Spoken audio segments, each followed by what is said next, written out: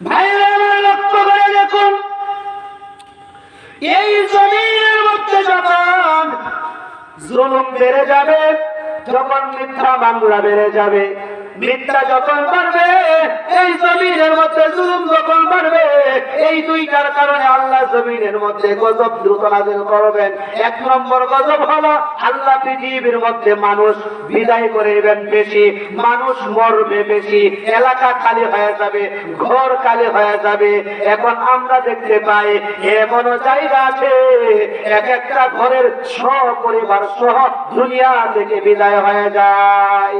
এই যে গজব, এই যে গজব শুরু হয়েছে, আমরা মিডিয়ার মাধ্যমে খবর পাই অমুক এলাকার মধ্যে পুরা ফ্যামিলি সহ একসঙ্গে বিদায় হয়েছে।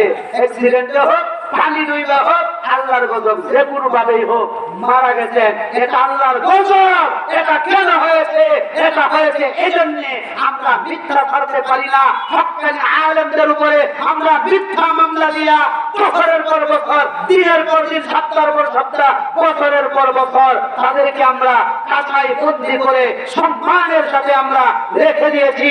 এই আযাবের কারণে, এই আযাই জুলুমের কারণে এই জমিনের মধ্যে কত জায়গা থেকে সপরিবার সহ বিদায় হয়েছে, সপরিবার সহ গজব আল্লাহ নাযিল করে দিয়েছেন। একমাত্র জুলুম যেই মাস চলতেছে, এই মাসটার নাম হলো রজব মাস। এই মাস সম্পর্কে আল্লাহ কোরআনে বলছেন, ফালা তাযলিমু ফীহিন্না আনফুসাকুম, তোমরা এই মাসে নিজেদের উপরে জুলুম করিও না। এই মাসের মধ্যে তোমরা নিজেদের উপরে জুলুম করো না, কারণ জুলুম যদি করো এই জুলুমের বদলা আল্লাহ হাসরের দিন দিবে, আর জুলুমের কারণে আল্লাহ জমিনে গজব নাযিল করবেন। ভাইরা আমার লক্ষ্য করে দেখুন,